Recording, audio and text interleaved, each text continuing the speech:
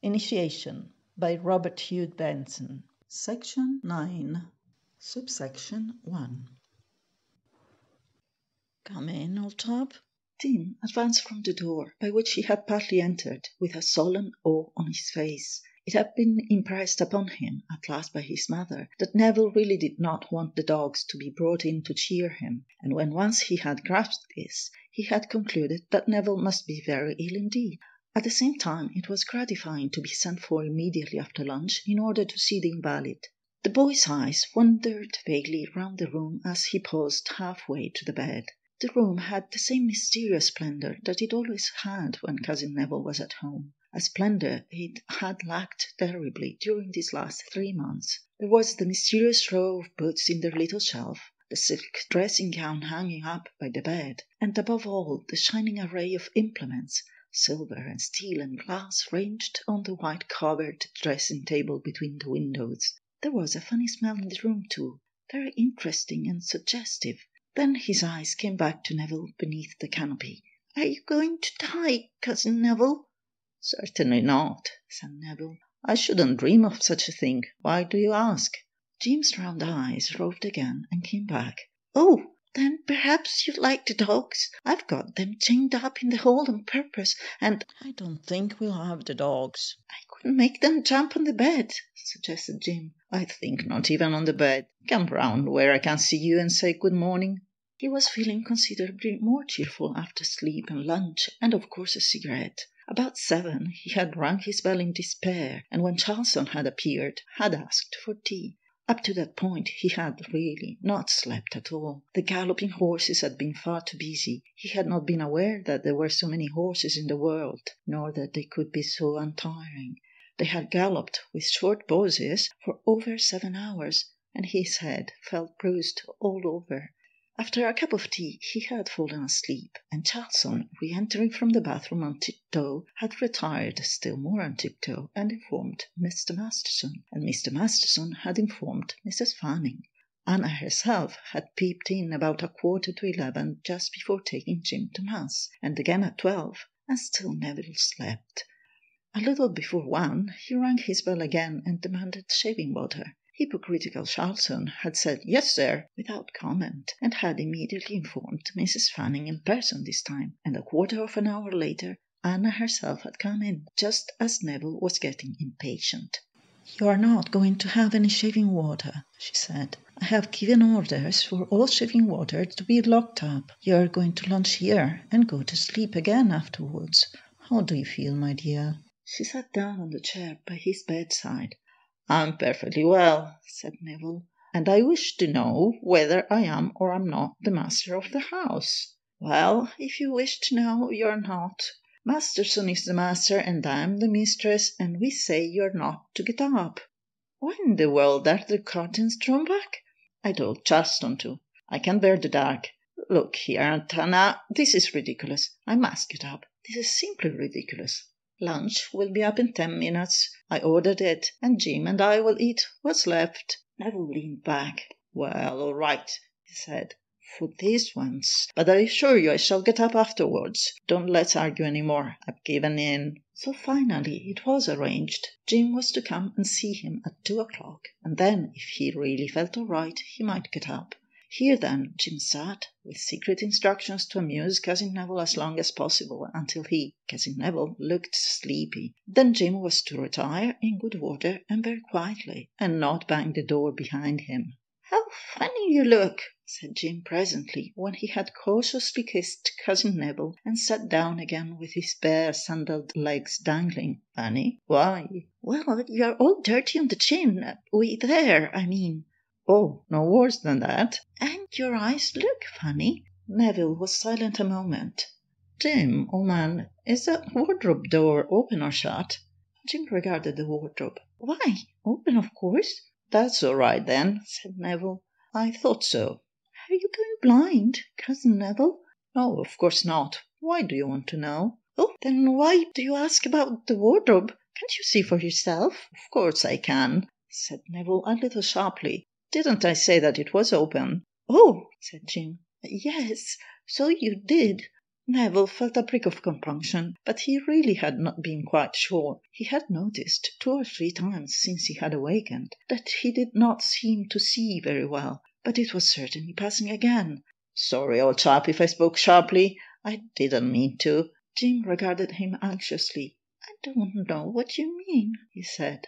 "That's all right, then. How are the dogs?" Jim did not answer. His meditative look had come on him, and he was gazing earnestly, it appeared, at Neville's hands that lay clasped on the silk coverlet. "Anything wrong this time with my hands, old chap? The rest seems pretty wrong, doesn't it?" "I was thinking," observed Jim with such gravity that Neville was a little startled. "What were you thinking about?" "I was thinking whether I might get up on the bed." "Why were you thinking that?" "Because my legs are cold," said Jim. "But Mummy said I mustn't disturb you." "That's all right. Jump up." It was curiously soothing to his nerves to have this child with him. The very frankness of his inquiries as to dying and going blind was pleasant, and still more pleasant was the abrupt change of subjects. He wondered whether this would not be rather a good opportunity to tell Jim about the future.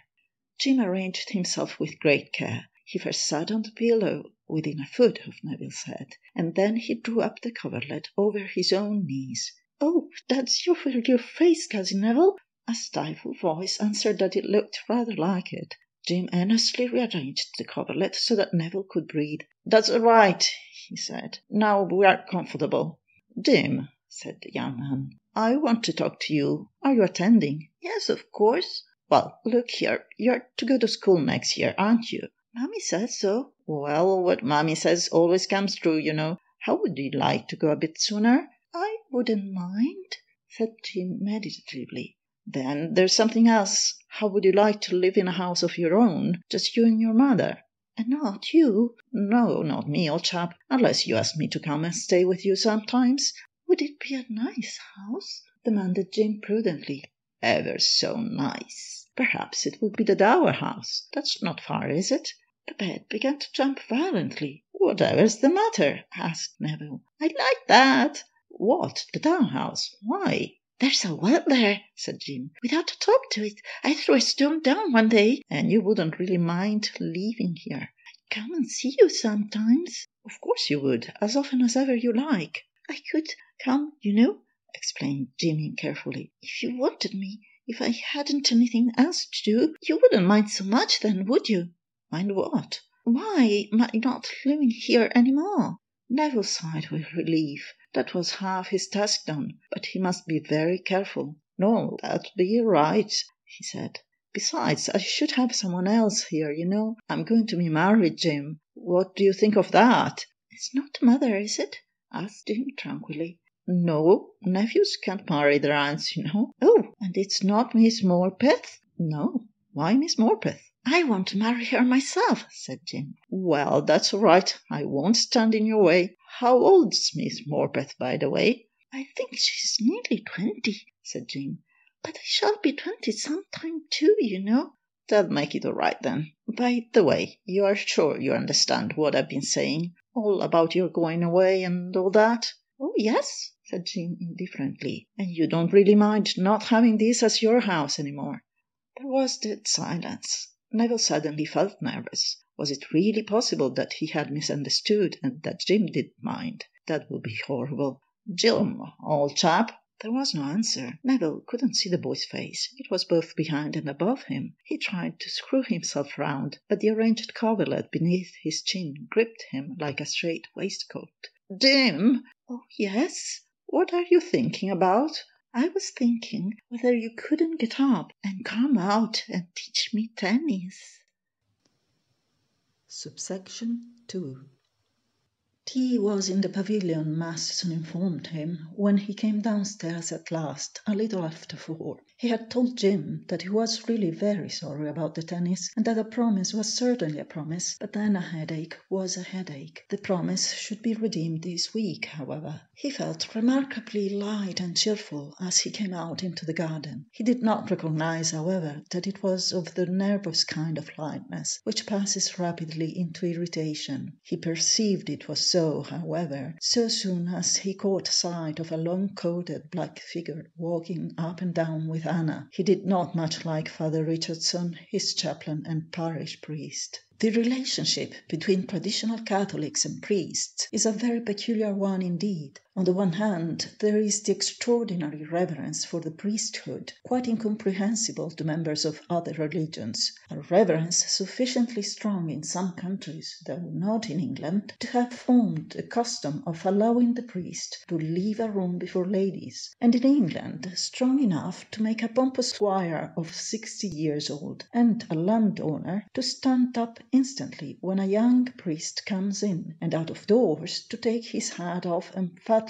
when he sees him even in the distance. Every possible reverence, therefore, on the official side is assured and taken for granted. The pompous squire will kneel humbly in the confessional and submit his judgment to that of his newly ordained chaplain without hesitation. And in the Catholic Church, it must be remembered, the priest may very easily be the eldest son of the squire's neighbour's gardener. But the social side is quite another matter. It has even been known in such a traditional Catholic household, when the priest was of humble origin, that he should take his meals in the housekeeper's room without offence be either intended or taken. The two sides are there, emphatically. The man is a priest of the Most High God, and he may also be quite ill-bred, and some very pretty problems therefore sometimes result. Now Neville did not like his chaplain at all. He took off his hat to him like a man. He obediently sat in his pew and listened to his pastor's discourses. He even occasionally went to confession to him. He sent him game 6 times every winter, and fruit and vegetables all the summer. He provided his house for him and kept it in repair. He paid him £110 a year. He paid all the expenses of the church and put half a sovereign into the plate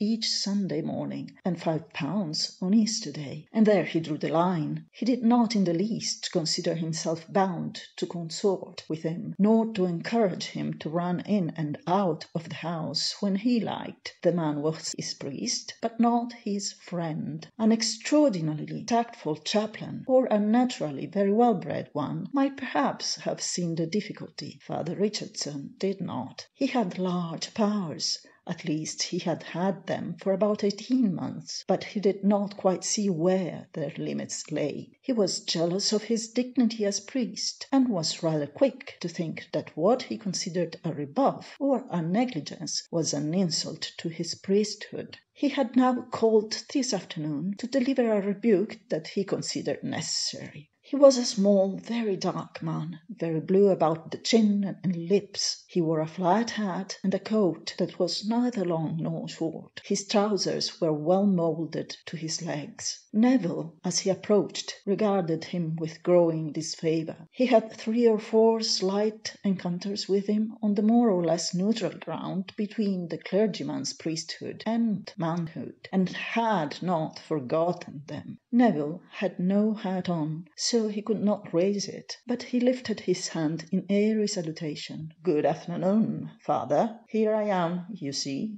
The priest gravely inclined his head. "Good afternoon, Sir Neville. Back again, you see." Neville went on as he fell into step with the other two as they turned back towards the pavilion. "And I hope to be here for a month or 2 at least." "I'm very glad to hear it," said the priest emphatically. "It makes a great difference when the squire's away." There appeared to be a shadow of reproach in his voice. Neville wondered whether the chap expected him to stay at home all the year round in order to give a good example of church-going. The gambit of conversation was a singularly unhappy one, for it gave the priest precisely the opening he wanted. Father Richardson had a fine working conscience and a large sense of personal dignity to supply its motive power, and he had come here today expressly in order to rebuke the squire for not being present at Mass that morning. As they came up the steps into the pavilion, he seized the opportunity. He preceded Neville and followed Anna, and upon reaching the top step, turned round to relieve that conscience of his. The effect was that Neville remained on a lower step, as if being lectured from a rostrum. I know you'll forgive me saying so, Sir Neville, but I felt I must tell you what a very bad impression your not being at Mass this morning will have given to your Catholic tenants." Neville was completely taken aback. This was a more direct assault than he had ever received. Yet, if he had but known it, it really cost the poor priest a considerable effort to deliver such a rebuke. It was partly because he so feared it that he had set about it so instantly. "I beg your pardon, Father. I was ill." The priest's face worked a little with nervousness, but he was not to be put off like this. "So Mrs. Fanning was telling me, but I scarcely think—" Over the priest's shoulder, Neville caught a glimpse of Anna's amazed countenance, but his irritation surged up. "If you'll have the goodness to let me come in and sit down, Father, instead of keeping me on the steps, perhaps—" The priest stood aside, and Neville went by, hot with resentment. "Sit down, Father." He himself went across and sat by Anna in the window seat. "Father," began Anna with a little tremor in her voice, "I don't think you quite understood what I was—" "Aunt Anna," interrupted Neville quite firmly, "please let me deal with this. What are you complaining of, Father?" The priest's little pointed face was very pale, but he sustained himself by his sense of duty and dignity. "I do not think that is quite the way to speak to a priest." "I beg your pardon, Father," said Neville, icily polite. "If I was not courteous, I did not mean to be discourteous, nor do I understand now what I have said that I should not." "Your manner, Sir Neville—" "We will discuss my manners presently, then. But let us first dispose of—" "Father," cried Anna, utterly miserable, "I must tell you—" "No, Neville, I will speak. Father, I was going to tell you that Sir Neville passed an entirely sleepless night, through pain. He fell asleep about 7, and—" "Aunt Anna, I'm sorry to interrupt, but that is not in the least to the point. I want Father Richardson to tell me why he came here to find fault with me, as if I were a schoolboy, before he took the trouble to ask whether or not I was ill. I also wish to know whether he does not think that he exceeds his authority in coming here to scold me for a matter that in any case is not quite his business."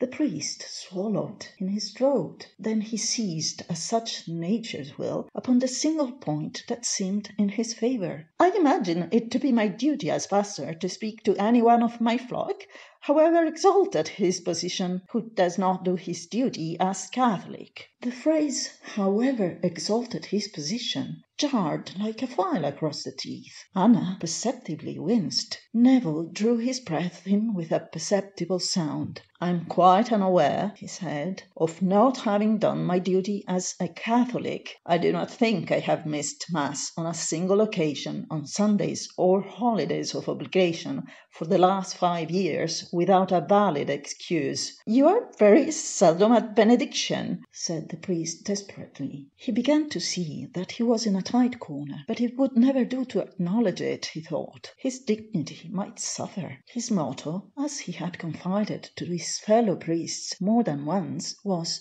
"Never apologize." "I beg your pardon again, Father," said Neville sweetly, "but I thought you spoke of my duty as a Catholic. I was unaware that attendance at benediction was an obligation laid down by the Church." "I meant, of course, as a Catholic landowner," said the priest. Neville was thoroughly worked up. He knew he had his pastor penned up. He could not bear him now. "If you will kindly give me any reputable theologian who lays down as amongst the duties of a Catholic landowner that he should be present at benediction every Sunday, I will gladly yield." But the priest's dignity was suffering terribly, but he would not withdraw. "We are quite off the point, Sir Neville. I began by speaking of your absence from Mass this morning, and Mrs. Fanning and myself have had the honour of informing you that I was too ill to be present. Is there anything more you wish to say?"